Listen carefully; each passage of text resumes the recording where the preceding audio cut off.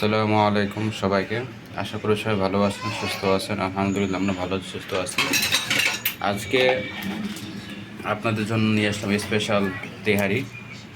তো তেহারির কী কী লাগে তা দেখে নিন। শুরুতে আমরা এখানে গোস্ত নিয়েছি, যত গোস্তর ভিডিও অনেকক্ষণ ধরে দেখাচ্ছি, তাও গোস্ত, গরুর গোস্ত। এখানে হচ্ছে গরম মশলা, তেহারির মশলা, এখানে হচ্ছে লবণ, এটা হচ্ছে শুকনো মরিচ গুঁড়া, এটা হচ্ছে টক দই, এ হচ্ছে আমাদের সব কিছু। তো চলুন শুরু করি আমাদের রান্না। তো রান্নার শুরুতে আমরা আদা রসুন পেস্টটা গোস্তের মধ্যে দিয়ে দেব, পরিমাণ মতো দিলাম। এখন দিচ্ছি হচ্ছে পরিমাণ মতো লবণ। লবণ দেওয়ার পরে দেব পরিমাণ মতো মরিচের গুঁড়া, এই দেখুন 2 চামচ দিলাম। যে যেরকম ঝালনা সেভাবে দিবেন। এরপরে দিচ্ছি হচ্ছে আমরা টক দই। জলটা ফ্রিজে রাখছিলাম তো তাই বরফ হয়ে গেছে, তাই ঢেলে দিলাম। এখন দিলাম হচ্ছে গরুর মশলা, তারপরে তেহারির মশলা পরিমাণ মতো, আস্ত মশলাগুলো দিয়ে দিলাম তেহারির জন্য। এখন দিব হচ্ছে গরম মশলা। এ পর্যায়ে দিব পরিমাণ মতো সয়াবিন তেল। আপনার যেরকম যেভাবে রান্না করেন সেভাবে দেন, আমরা এভাবে দিলাম। এ পর্যায়ে দিচ্ছি আমরা টমেটো সস পরিমাণ মতো। তো সব উপকরণ দেওয়া শেষ, এখন হচ্ছে সবগুলো ভালো মতো মাখাবো। মোটামুটি সম্পূর্ণ মাখানো শেষ। এখন এটা আমরা 1 ঘন্টা রেখে দিব ম্যারিনেশনের জন্য। তো দেখা হচ্ছে 1 ঘন্টা পর। দাও দাও। এর পর্যায়ে তেহারের জন্য আলু ভাজবো, তাই একটু লবণ দিলাম। এখন এই সামান্য পরিমাণে মরিচের গুঁড়া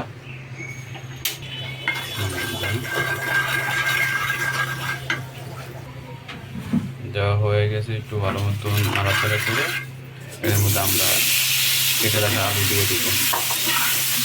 কিছুক্ষণ ভাজাভাজি নাড়াচাড়া করে ভেজে নেব। তেহারের জন্য মজা যেমন গোস্ত তেমন মজা, প্লাস আমাদের আলু ভাজা চলতেছে বিরিয়ানির জন্য, তেহারির জন্য।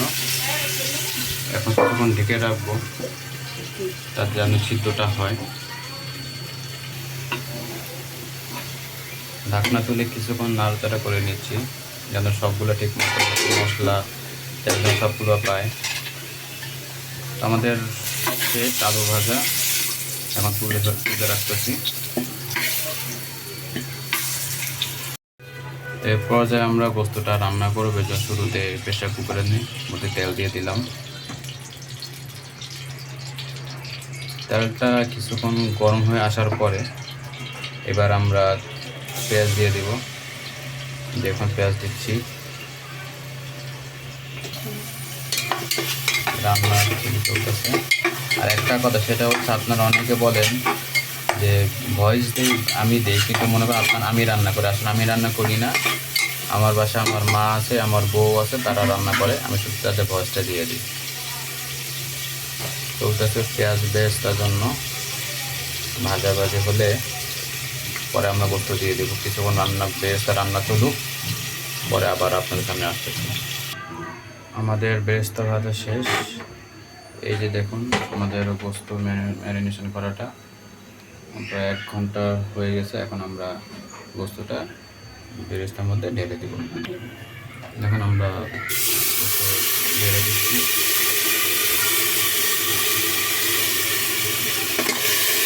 ধোয়ার কারণে একটু ঝাপসা হয়েছে, তাই মন খারাপ করেন না, ঠিকই চলতেছে ভিডিওটা। এই এখন সবগুলো বেরেস্তার মধ্যে আমরা গোস্ত ভালো মতো মেখে নিচ্ছি।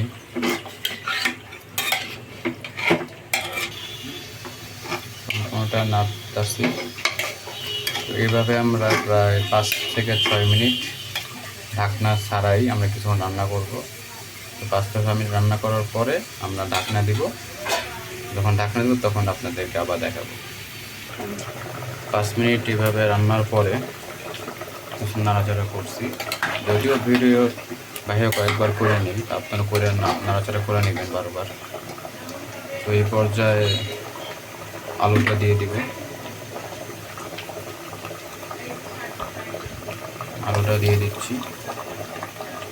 হালকা আলুটা কিছুক্ষণ ভেজে নিয়েছিলাম, আর দিয়ে সম্পূর্ণ ভালো মতো মেখে সামান্য পরিমাণে পানি দিব, যতটুকু দরকার হয় আপনারা দেখে নেবেন আপনাদের সুবিধা মতো। তো পানি দেওয়া শেষ, সেই পর্যায়ে আমরা ঢাকনাটা দিয়ে 3টা থেকে 4টা সিটি দিব। এই হচ্ছে আমাদের আগুনের তাপ, হাই হিটে রান্না করবে। তো 4টা সিটি হওয়ার পর আবার আসতেছি।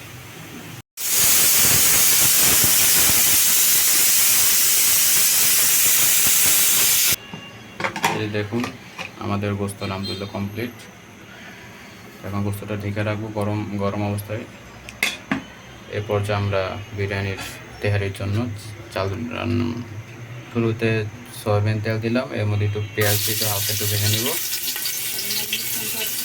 ভাজা হলে তারপরে আমরা দিব তেল, চাল দিব। হালকা ভাজা হলে এবার কিছু গরম মশলার কাঁচা দিয়ে দিলাম, নাড়াচাড়া করবো। এরপর যে আমরা আদাটা দিয়ে দেবো, আদা রসুন পেস্ট হালকা দিব ফ্লেভারের জন্য, দিয়ে নাড়াচাড়া করে নেব কিছুক্ষণ। এর পর্যায়ে আমরা চালটা দিয়ে দিচ্ছি। চালটা ধুয়ে শুকাতে দিয়েছিলাম অনেকক্ষণ। তেহারি বলেন বা বিরিয়ানি বলেন, যাই বলেন, চালটা মেন কাজ হচ্ছে আপনি চালটাকে ধুয়ে ঠিকমতো পানি ছেড়ে দিবেন। যদি পানি সহ দেন তাহলে কিন্তু আপনার এই হয় না আর কি। এর জন্য ভালো মতো পানি শুকায় নেবেন, তারপরে দিয়ে দেবেন। এই চালটা ভালো মতো নাড়াচাড়া করতেছি।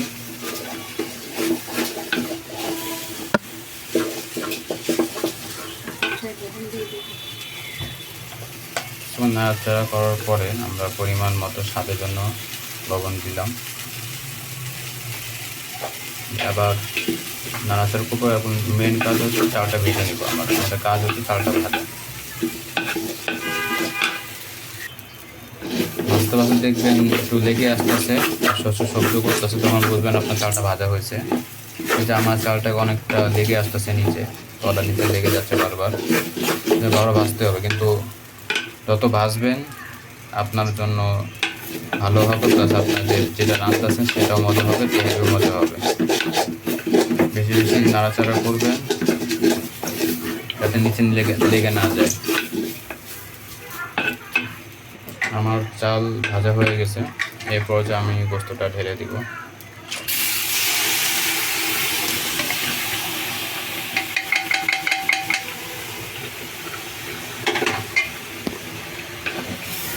ভালো হয়ে গেলাম, সম্পূর্ণ চালের সাথে গোস্তটা ভালো মতো মাখাবো। এবার মশলার মধ্যে হালকা একটু পানি দিব, সে পানিটা আমরা এই তেহারির মধ্যে দিয়ে দেব। যদি এটা গরম পানি, ঠান্ডা পানি না। আপনি বিরিয়ানির জন্য তেহারির জন্য গরম পানি ইউজ করবেন না, ঠান্ডা পানি ইউজ করবেন না। আর পানিটা হচ্ছে আপনার যে পরিমাণ চাল নেবেন তার দ্বিগুণ পানি দিবেন।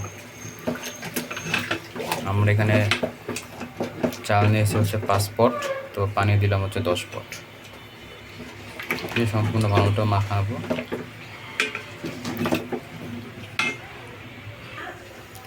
এরপর যে পানি দেওয়ার পরে আপনি টেস্ট করে নেবেন আপনার লবণ লাগে কি না লাগে। লাগলে একটু লবণ হালকা দিয়ে দিবেন। এরপর যে আমরা দিচ্ছি হচ্ছে কাঁচামরিচ ফালি করি না, সম্পূর্ণ দিয়ে দিলাম। দিয়ে ভালো মতো নাড়াচাড়া করে আমরা এবার ঢেকে দিব। চুলার আঁচ হাই রাখবো 5 মিনিট। এই পর্যায়ে আমাদের তেহারিটা মাখো হয়ে আসলে, পানিটা কমে আসলে চুলার আঁচ আমরা কমাই দিব।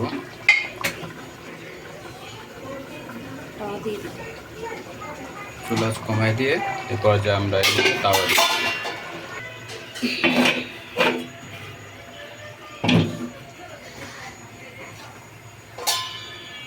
ঢাকনা দিয়ে রেখে দিব।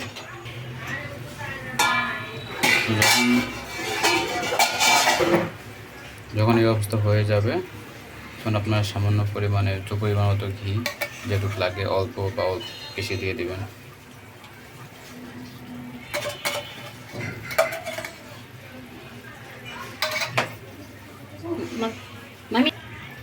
এরপর যে বেরেস্তা দিয়ে দিচ্ছি।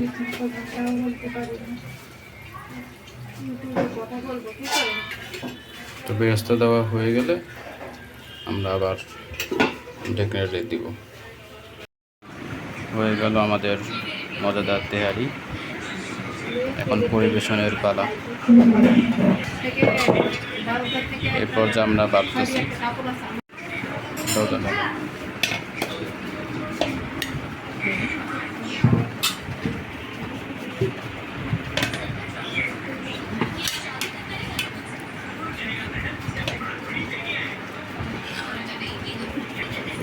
এই হচ্ছে আমাদের মজাদার তেহারি কমপ্লিট। আপনারা নিজেরা রান্না করবেন, আমাদেরকে জানাবেন এবং আমাদের এই চ্যানেল সাবস্ক্রাইব করবেন, আমাদের চ্যানেল ভিডিও শেয়ার করবেন, লাইক করবেন, আমাদের সাথে থাকবেন। আল্লাহ হাফেজ।